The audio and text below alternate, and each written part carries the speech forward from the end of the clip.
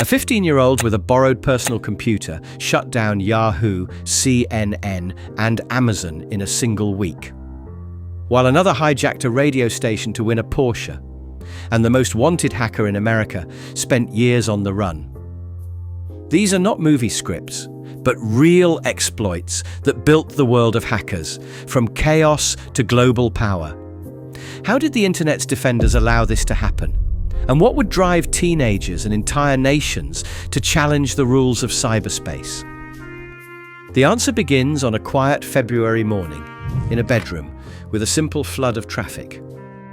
On a winter morning in February 2000, Michael Calce, a 15-year-old from Montreal, known online as Mafia Boy, sat at his home computer in his bedroom and launched a flood of internet traffic toward Yahoo, the world's top web portal. The site went dark for nearly an hour. Over the next days, CNN, Amazon, eBay, and Dell buckled under similar attacks. Calce had downloaded distributed denial of service tools from public sites and used them to hijack university servers, multiplying his reach with little technical know-how.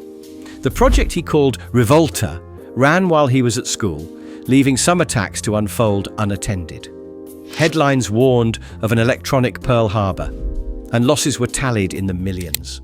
Investigators traced his boasts on IRC and linked him to details only the attacker could know.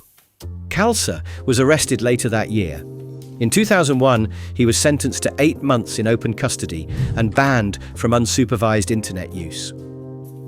Years later, he would describe how easy it was for a teenager, armed with basic tools, to shake the foundations of the early web. On June 1, 1990, Los Angeles radio listeners dialed frantically for a shot at a Porsche 944 S2. But every call to KIISFM contest lines hit a dead end, except one. Kevin Poulsen, known online as Dark Dante, had quietly taken control of the station phone network. Exploiting vulnerabilities in the telephone exchange, he rerouted every incoming call, making sure only his own would go through as the 102nd caller. The win came with more than just a sports car. Poulsen also pocketed trips, cash, and a bundle of prizes. Suspicion set in when technicians noticed the contest lines malfunctioned during big giveaways. The FBI, already tracking Poulsen for earlier phone hacks, closed in. By April 1991, agents found him shopping in a Van Nuys supermarket and made the arrest. He later pleaded guilty to multiple counts of wire and computer fraud, serving a 5-year federal sentence and facing a 3-year ban on using computers after his release. Kevin Mitnick's story began with a series of break-ins at Digital Equipment Corporation and Pacific Bell, where he used social engineering and technical exploits to slip past digital and human barriers.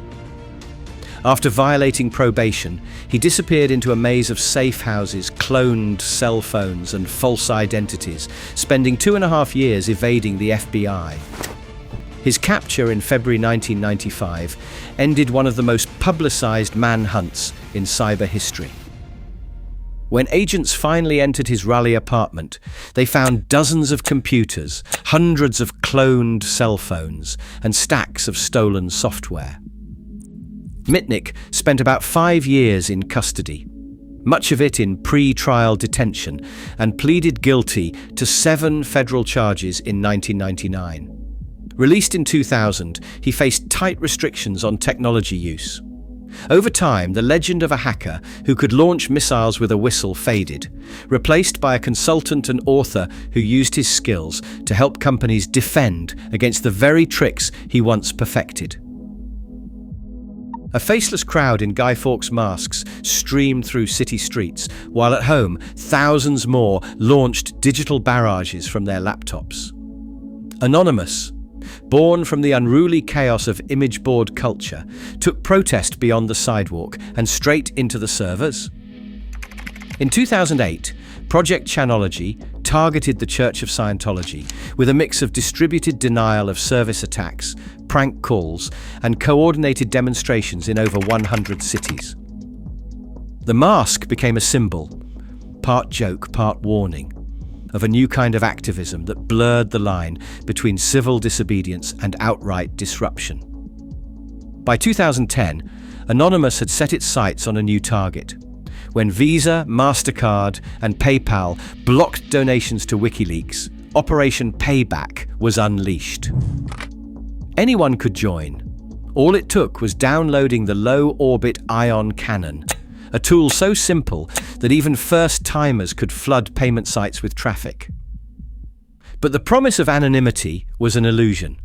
The tool broadcast real IP addresses with every attack, leaving digital fingerprints in server logs. Law enforcement moved quickly. Raids and arrests followed, as police traced the supposed swarm of masked protesters back to ordinary homes. The myth of the untraceable collective cracked, exposing the risks behind the mask and the uneasy boundaries between protest, crime, and accountability. By the way, if you want to learn real ethical hacking, check out the Pro Hacker Starter Kit. The Pro Hacker Starter Kit gives you the exact workflows, one-liner commands, and tactics pros use every day, organized, explained, and ready to use. Whether you're starting out or leveling up your skills, this bundle is your secret shortcut to hacking smarter, faster, and with more confidence than ever before. Link in description. LulzSec burst onto the scene in 2011, spinning chaos into a spectacle. For 50 days, the group taunted corporations and governments alike, breaking into Sony Pictures, PBS, Fox, the US Senate, and even the CIA's public website. Their attacks relied on familiar flaws, SQL injection, reused passwords, and unpatched systems. But what set LulzSec apart was their tone. Every breach was served with a side of mockery, broadcast in real time on Twitter, and wrapped in the language of internet in-jokes. Data dumps and internal emails spilled out for the world to see, all for the lulz. Behind the curtain, the group's supposed leader, Hector Monsegur, known as Sabu, was already in FBI custody. After connecting to IRC from his home IP address, Sabu had been identified and arrested in June 2011. Facing a long prison sentence, he agreed to cooperate. For months, Sabu remained active in chat rooms, logging conversations and steering operations while the FBI watched. The group kept up its bravado, unaware that every message was being recorded. In March 2012, coordinated arrests in the US and UK swept up the core members. LulzSec's downfall became a lesson in trust and operational security. Even the loudest voices can be undone by a single insider and a few careless mistakes. Albert Gonzalez operated in the shadows of the payment data economy, where the right exploit could turn a single line of code into a mountain of stolen cash. Between 2005 and 2007, Gonzalez and his crew broke into the networks of major retailers and payment processors, including TJX companies and Heartland Payment Systems. Their method started with SQL injection, a simple but devastating way to trick vulnerable web applications into handing over the keys to the kingdom. Once inside, they planted custom sniffer malware deep within payment networks. Every time a credit or debit card was swiped, the malware quietly collected card numbers, PINs, and track data, funneling the information to remote servers controlled by the group. The stolen data, more than 170 million card numbers, was sold on underground forums, fueling a global market for counterfeit cards and fraudulent purchases.